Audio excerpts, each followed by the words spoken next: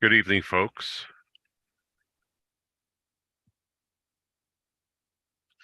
Welcome, thrice welcome to JWC Livestream. This is JWC Livestream, that's Joe's Writers Club Livestream. And today's show is JWC Paranormal Inspirations. I'm Ricky, and that there is Tom. Hey. Now we concocted this show because Tom and I have a similarity when it comes to researching the paranormal and all that crazy Scooby-Doo stuff that nobody really knows about out there. He and I are fascinated with it, but we also realize why we're fascinated with it, and that's because paranormal phenomenology, when it's written about, is a world-building exercise. It is a creative source of inspiration. Why is that, Ricky? Well, it's very simple. No one knows what Bigfoot is. This is an example. I mean, there are people who claim to know what Bigfoot is, and we won't call them a liar.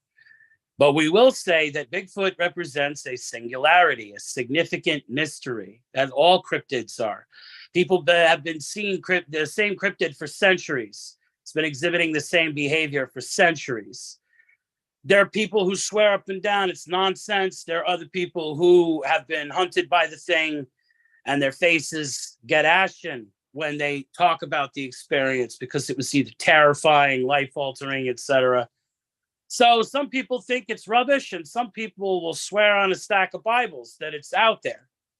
And that's the key, folks. You can't build a fantasy world, which is, if you're writing fiction, Tom and I are creative obsessors. We're going to hit that in a minute.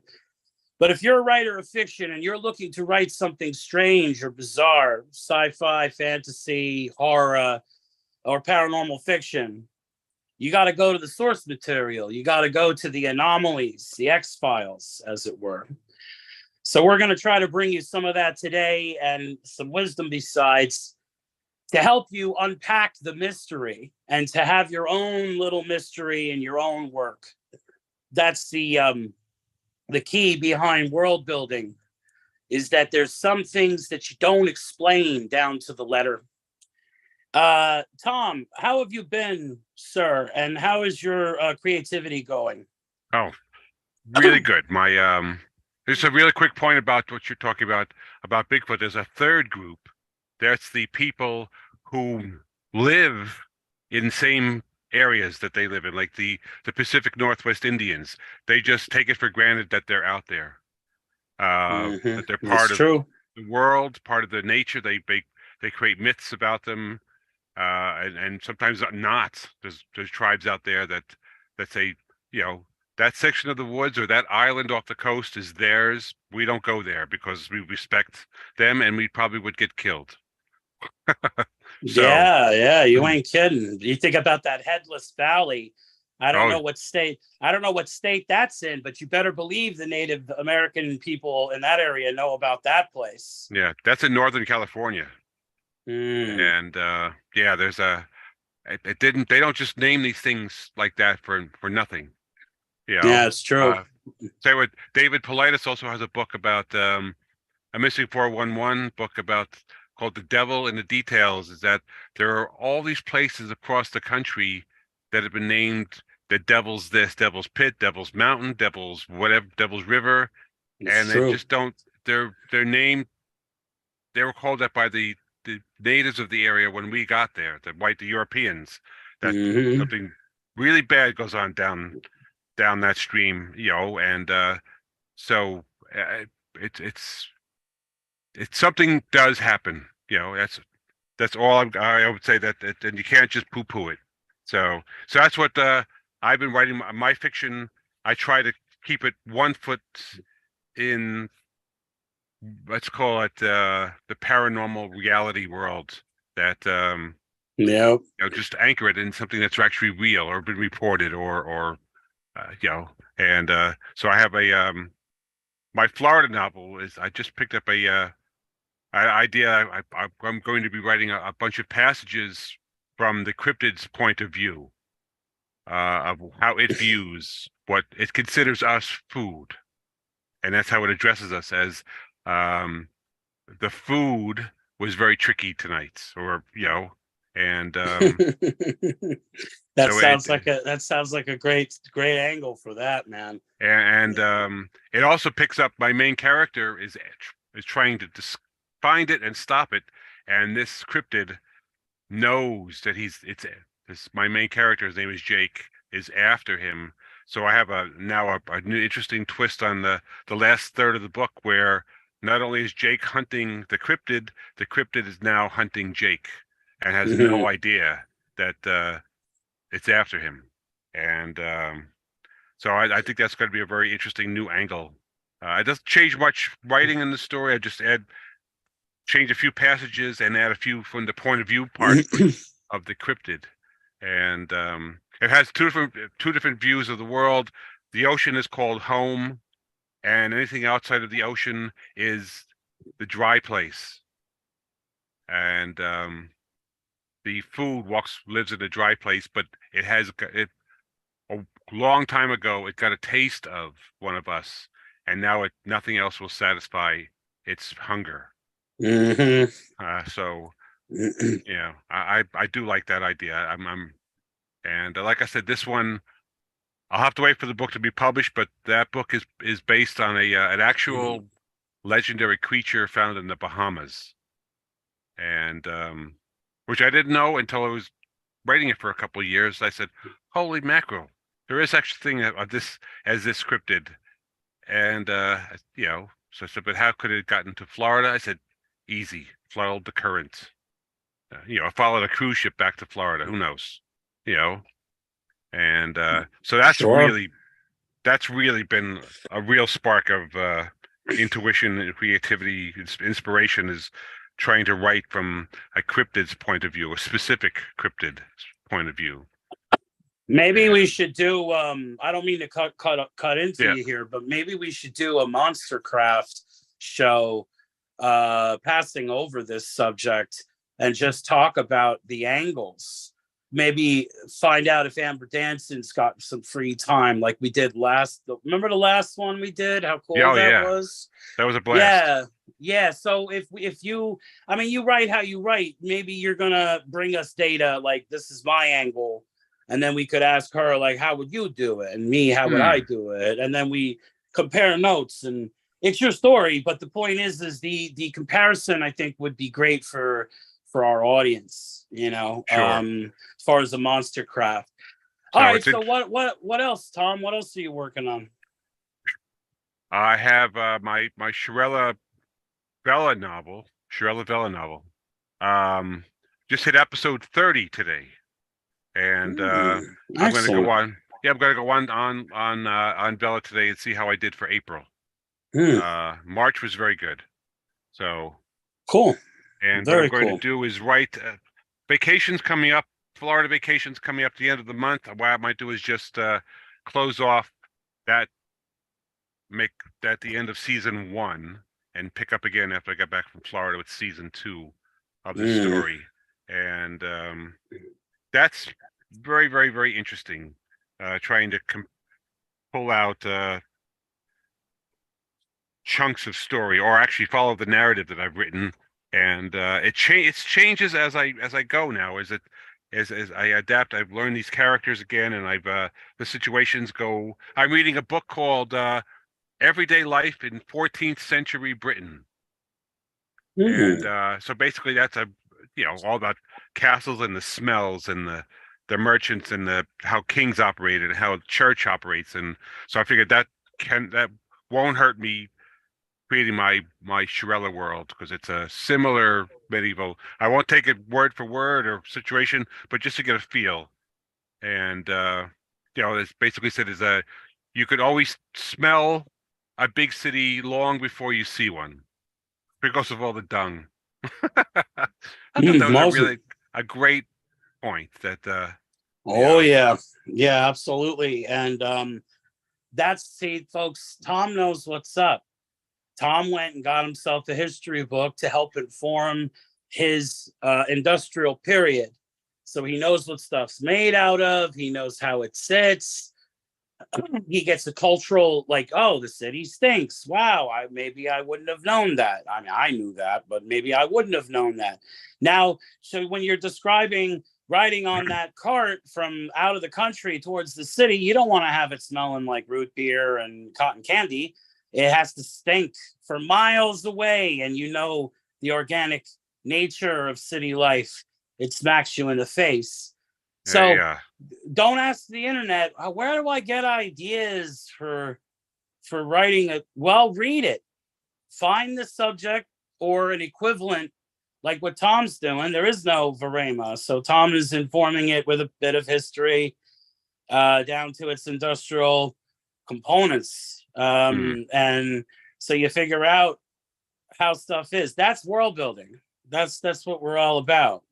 Well, that sounds great, Tom. You sound like you got a lot of irons in the fire as usual. I finished Exsanguinator a couple weeks ago, and I'm assembling a bunch of stories, short stories that have been laying around into one big collection. And that's, I got to go through that and then put it out for edit. I started a new book called Z Nowhere, No Strings Attached. It's a sci-fi, another one of these mining asteroids, stellar mining stories, but not the old West this time. Totally different period of industry. And it felt great to write it, Tom. Flew right out of me. Like the muse was white hot. This guy, I mean, there's this mining asteroid that's been occupied for thousands of years. These people have been there, and there's like billions of them. They make these trees that are nano-grown trees that grow real high into the sky, and they produce a lot of oxygen. And the trees are basically like cybernetic terraforming systems. And they have an artificial star, and that's just the backdrop. This guy is like, he's a gangster. He runs security for a corporation, and he checks. In his spare time, he goes into the jungle and fights against the human traffickers that are ravaging the fringes of his society. So he's just constantly busy adventuring. And I had a lot of fun writing it. And the other thing I'm putting together is Journey to the Mountain, which is, it's about my Mount Timeless concept. I'm sure you remember me talking about it. I want to write a book that basically spells it out. So I've been designing that lately. It just got a little bit longer today, but I can't wait to write it. It's going to be great. And lastly, Anthonyum, bouncing back and forth with things, writing sea shanties and getting ready to do a narrative bay integration. So I'm very excited about that. Creativity's been a blast, man. It sounds like for the both of us. So, just like Tom said about the world building, when it comes to researching a medieval village, a medieval castle, there's bits of history. Well, when you're writing about mysteriousness and the unknown, and those from elsewhere and people from beyond, well, that's when you turn to folklore, or in this case, paranormal phenomenology. And who I'm reading from today, I read a couple, I think it was either last month or the month before, I read out of a book by this author. His name is John D'Souza. I believe he's former FBI, and he is accredited with his weird data by Mr. Dave Politis himself, who if you get into this stuff, missing 411, he talks about fringe science, UFOs, multidimensionality, cryptids. Dave Politis doesn't come to conclusions or settlements about what it is that's going on. He presents the evidence. And like a true forensics detective, he unpacks that and he says, well, what could it be? He asked questions. And there's so much treasure there, as I'm sure Tom will agree. Now, Mr. Politis had John D'Souza on an interview for his latest movie, Missing 411, The UFO Connection, which I'm remiss, I have yet to see. It's just I've been so busy and I feel like a goose at best. But I did see, I mean, I watch his show. I try to watch it every other day at least. I was watching it every day. Dave Politis' Missing 411 podcast, Can-Am Missing Project and all that. But he had an interview from, I think it was the premiere of Missing 411 with Mr. John D'Souza. And I'm going to read from his book today. It's The Para Investigators, 52 True Tales and Concepts of Supernaturally Gifted Investigators by John D'Souza. So I'll read you a little bit. Para investigators root out the deepest truths in this world and the next. Para investigators resolve mysteries and crimes using paranormal abilities. They're often people who don't know anything about the paranormal until they experience their own revelation. Para investigators are police officers, paranormal researchers, psychics, ghost hunters, even ordinary people who somehow become involved in the search for truth. What they all have in common is that they use supernatural abilities to protect and serve a society that does not yet accept their existence. Para investigators are overcrossers who enter realms beyond our physical world. These are their true stories in their own words. Yet, to truly understand them, we must delve into the concepts that make para-investigation possible. It is vital to grasp what true investigation means, what real evidentiary value is, and how overcrossers enter realms beyond our material world. At times, they do so without conscious knowledge that they are crossing over, and often without even knowing that they have these supernatural abilities. Understanding para-investigation is a key to opening our minds to greater truths that are not yet tolerated in this present reality. Once that door opens, we will finally understand that in order to be complete, some investigations must reveal truth, not just in this world, but also in the next. So that's the intro, just to whet your appetite. And then we'll, let me just read some chapter headings. So there's Indigo Kids, which is the concept back from the 60s and 70s about a hyper-evolutionary state or a post-Homo sapien generation, there's the one called The Gray Baby, The Box with 5 Holes, Dynamic Transcension, Paranormality as Hyper-Spirituality. So it goes on and on. High Priests of Nothingness, The Extra Dimensionals, which is the name of the other book. So these chapters, I mean, as you read through them, they unpack certain concepts and the nature of overcrossers or para-investigators. This is how you get inspiration for a paranormal fiction story or a sci-fi story. You find an archetype, the zealous detective, the old experienced detective, the former soldier, the medium who used some kind of experiment to gain psychic powers or whatever. And these stories are so wild and so tripped out that they're going to trickle down. They're going to give you muse flashes for your own tales. And they're built upon concepts that are pretty self-reliant because these stories go back into American folklore of the 20th century. The concept of MIBs and extraterrestrials, Mothman, the people who hunt these anomalies in nature, these are what this book talks about, what Mr. D'Souza is talking about. And it will inform you, and you'll be able to write your own tales of a similar nature, or gain inspiration for something totally different. That's how it works. You read weird, you write weird. And that's a lot of times, I mean, that's my goal. I'll just put it to you that way. When it comes to fiction, I want to write weird, like what has never been done before. So, I mean, that sounds cool. And I've been reading this book and I've been enjoying it, and it's been inspirational to me. So read The Para Investigators, 52 True Tales and Concepts of Supernaturally Gifted Investigators by John D'Souza. You can learn about him on Dave Politis's Missing 411 YouTube channel. Check it out. So, Tom, what are you going to read for us this evening?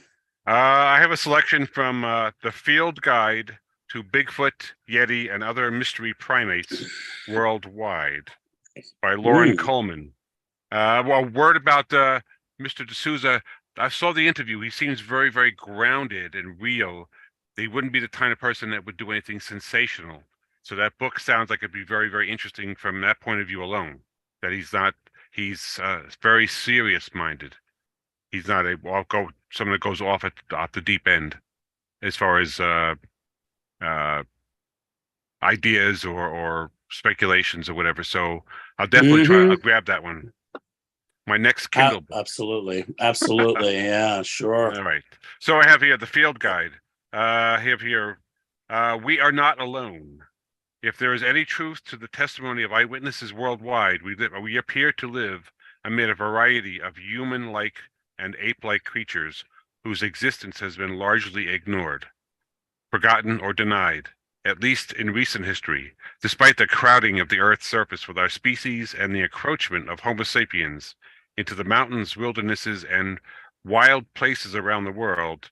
There is apparently ample room left over for our elusive cousins to hide, and they have done just that, for the most part.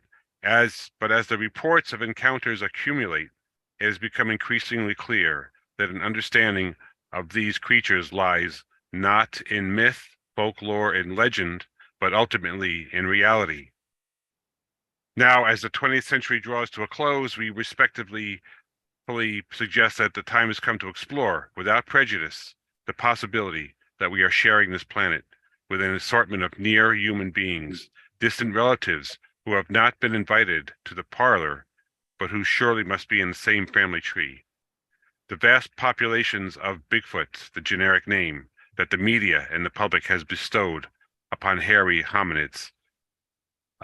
The humans, apes, and other primates you will read about in this book appear to be widespread, of many different types and neighbors of assorts. The existence of some creatures in this book is more controversial than others. New apes and monkeys, even large ones, are one thing. New hominids are something entirely different and entirely else special. All right, what is Bigfoot? Therein lies a great tale of the great tradition that stretches back, but only 40 years? Come on, let's go on. Today we talk back about stories of monsters in the woods, wild men in the forests, giants in the tundra, hairy bipeds in the suburbs, and apes in the swamps, whether in Maryland or Malaysia, California or China. The word used in most popular media and in the public is Bigfoot. Before Bigfoot came along as a handy tag for strange reports of hairy creatures in every corner of the world, the 1950s label was Abominable Snowman or Yeti. And before that, during the last century, they were called wild men, with a few examples of newspapers using ape man or caveman as well. This was true throughout the English-speaking world and the Western world. Bigfoot, of course, is the name given to those unknown, hairy hominids with large, human-like footprints and an upright stance who are found in the Pacific Northwest of the United States. But not always, not so even in North America. The Canadian version of Bigfoot, called Sasquatch, has an even longer history, Prior to the 1950s, most media attention regarding hairy hominid reports in the Pacific Northwest was limited to a few minor stories on Canada's Sasquatch. According to researchers John Green and Ivan T. Sanderson, this Indian-sounding word was first coined in the 1920s by J.W. Burns, a teacher for years who collected wild, hairy giant stories from the Chehalis Indians for 2 centuries running. He combined several similar native-sounding Canadian names for these creatures and created the word Sasquatch. Let me see. So this book is really. Can you see it? Anyway, the book has divides all. It must be 60 or 70 different hominids. That this thing has been. Here's one, for instance. Let's see here. That one is found in Asia. It's classed as a Neanderthaloid. Let me see. We got another good one. Ooh, that's a nasty one. Aqua. Here's another interesting. Come on, you. That one. Oh, yeah. And that's in North America. Unknown pongid in the Lake Worth, Goatman, Ohio region. So this book is very, very thorough as far as breaking down what sort of creatures are found where around the world. And characteristics, they vary from, say, 3 feet in height to over 10 to 12 feet tall. And they're all they seem to be very, very, very different in appearance, in habits, in what they do, what they eat. Here's a weird chupacabra type creature. Wow. Anyway, so that's an excellent, excellent book, The Field Guide. It's what is that title again? Title and author. The Field Guide to Bigfoot, Yeti, and Other Mystery Primates Worldwide by Lauren Coleman. I believe he just he updated it because there's been a lot more information that has come out since this book was read, like 1998, I think it came out. So, wow. Well, as the technology advances, they get closer and closer to these beings. But I think that there's something more about Bigfoot than just a big, hairy humanoid. Like a couple weeks ago, we did Quantum Bigfoot, where I read some stuff out of there. So it's the nature of these things that haunt space and time. They haunt it. Space, as in all over planet Earth, people see giant, hairy humanoids. They have a Bigfoot is just our local name for. There's a bunch of things from a bunch of countries that behave the same way. It's all over the planet, and then that's haunting space. Then there's haunting time. There's a Bigfoot book. You're the one that recommended it to me, Tom. Bless you for that. It's a big, thick volume of Bigfoot lore that goes all the way back hundreds of years. Now, when it haunts space, people see it all over the world. It haunts time. People have been seeing it for centuries. There's a reliable record for centuries. If not longer. Yeah. So my point is, it's very easy to dismiss things. And if if you don't have a creative aspect to your life, then go ahead and dismiss it. But why would you, if you're a fiction writer, why would you dismiss what could be endlessly useful material by going deep diving and looking at these records? And it's the same thing for your main character. Because most of the time, the main character is the hunter of the cryptid or the hunter of the monster, the old demon hunter or vampire hunter or hunter of the unknown. Those heroes and anti-heroes that go walking into the most terrible horror movie scenario with actually trying to be on the heels of a monster. Imagine actually a thing that could attack you, a thing that could kill you, and you're going to deal with it. It's always been a fascination for me, the concept of a Van Helsing. or in your case, Tom, you're John Penkram. Those things are very, very cool, very inspirational. Confront the light, confronting the darkness, and dealing with it, enforcing it, eliminating it, dealing with it is all.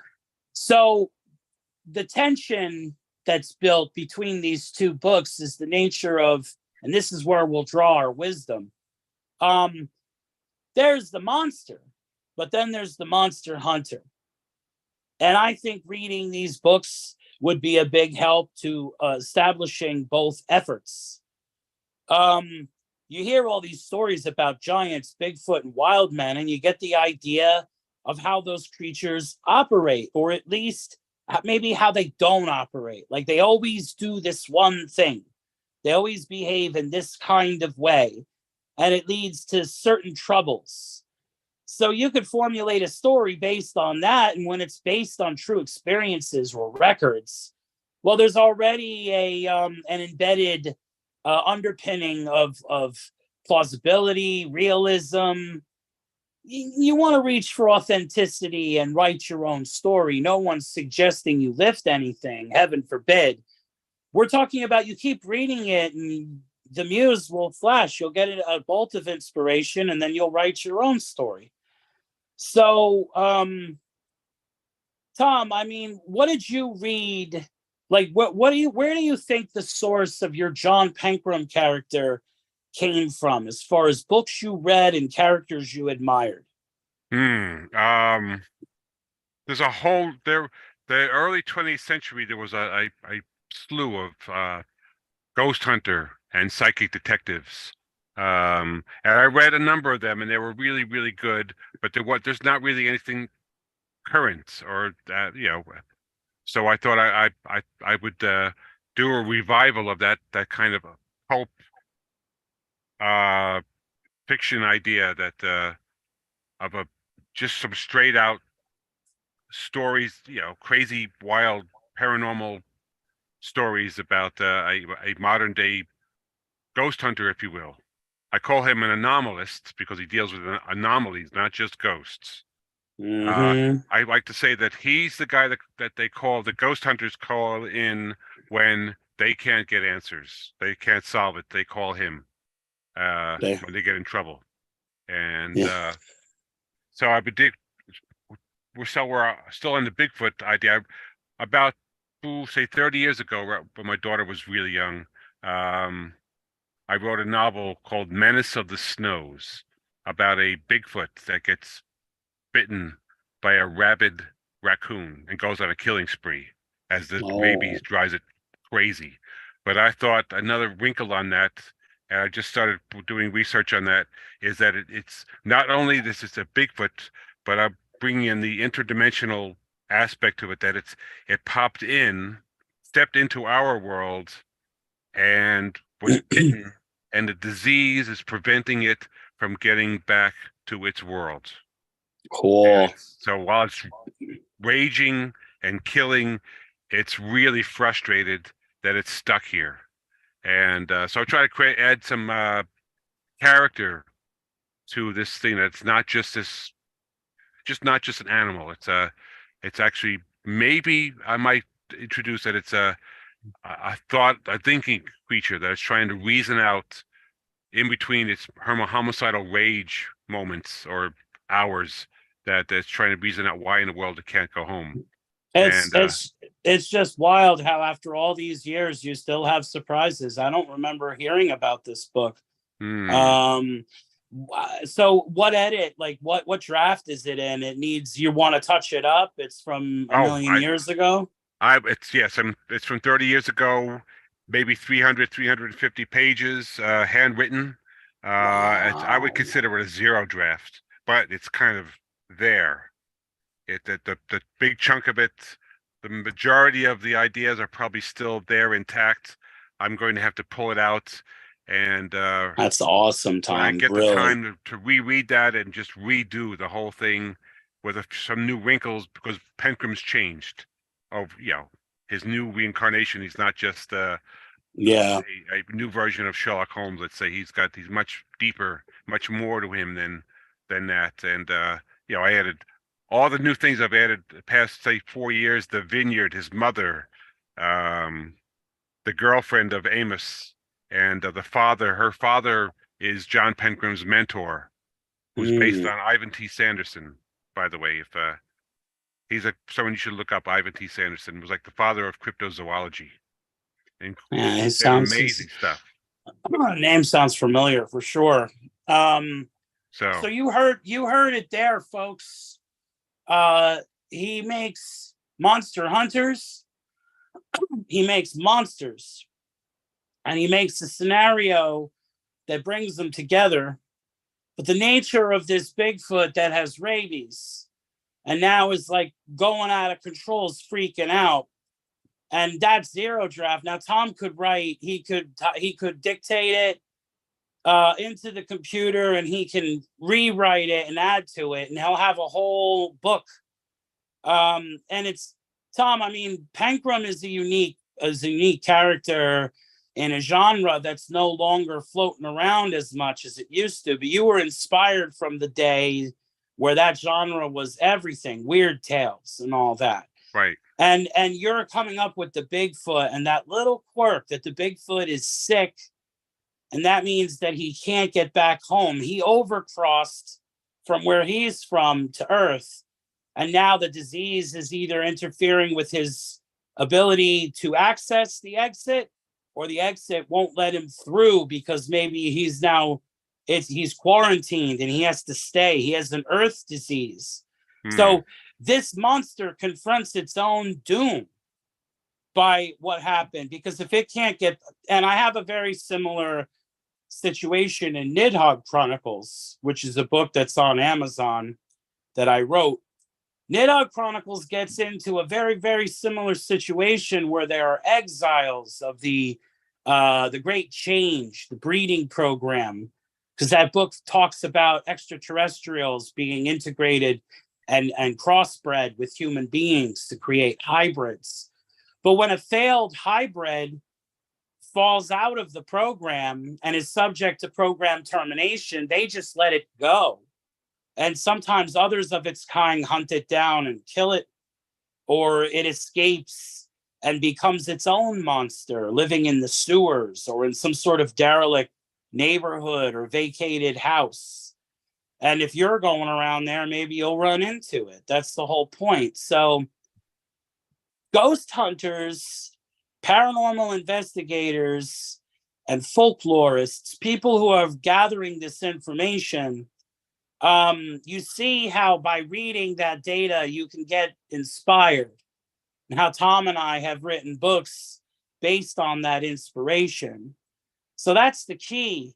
Read about monsters, read about monster hunters, read about where monsters are said to come from and how they live, and read about monster hunters and how they have to infiltrate those strange unknown places.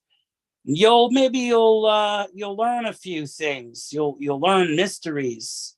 But one thing's for sure, you won't be bored, and you're bound to be inspired the way that Tom and I have been.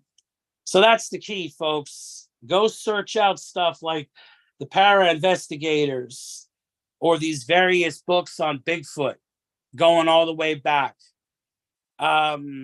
It's like Tom said before, something had to have happened. If it's been happening for centuries and it's cited and happening all over the world, it can't be mass hysteria all over the world, can it? And it's arrogant to assume that we could just put a term like mass hysteria on the unknown as if we knew so much. Hmm. Get over yourself when it comes to that. If you're looking for inspiration, don't look at things that live in the unknown. Don't look at them as if they're nonsense and de-emphasize them or reduce them to rubbish. If you want to be inspired, go out and read and be inspired. There's plenty out there, as Tom and I have attempted to demonstrate. This is how it is with this show. It's always such a pleasure to do it with Tom. time flies when you're having fun. So we're just about at the end of our JWC Paranormal Inspiration show. We're going to do some plugs. First, I'll plug JWC, and then Tom and I are going to plug our books. Go to joeswritersclub.com and check out our author bios and blogs. Sign up at joeswriters.club for our forums. Go to JWC's social media platforms, Facebook, Instagram, Twitter. And most importantly, head to our YouTube channel, JWC Livestream on YouTube. Like and subscribe. Share with your friends. Anyone who is a creative or who you think will dig this type of world building, inspiration talk. The more followers, the more subscribers we have, the more likes we get, the more we can help you. And that's what we want to do. But JWC can't make you a better writer. You have to do that yourself. What we're trying to do is help you be a different writer. And sometimes being a different writer makes all the difference in your creative obsession and where you want to take stuff next. Tom, why don't you plug your books for us before we take off? Okay, I've got 2 collections of short stories. Dwellers in the Shadows is one. Ooh. Second one is It Still Out There? I have a nonfiction work about how to get started as a writer. It's called So You Want to Be a Writer. Short and sweet. It's got some, tidbits and ideas and, of how to get started. And it's Very a fun cool. read. And I also have on, if you go to Amazon Vella, I have a story, a very long story that I've started. It's 30 chapters at the moment. It's called Of Thieves, Dragons, and O'Hara. It's a Shirella, big Shirella story. In fact, the big Shirella story. All the stories that I've written about Shirella all lead to this serial. And, it was Cool. a blast to be writing this. Yeah, I'm sure it is, Tom. I'm sure it is. Everybody go check that out. We're going to drop some links in the chat. And also, I have a bunch of books on Amazon, but the one I'm plugging for this show especially is Nidhogg Chronicles, Crusade of Shadows, which I made reference to earlier on in the episode. Go check us out. Tom and I are legit creatives. We write constantly. We're always in a headspace where we're thinking about creative stuff.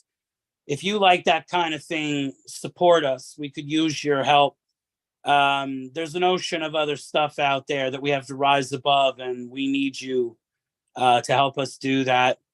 Thanks very much for checking us out. We hope you like us and share us with your friends. And we ask above all, stay creative, folks. Take care.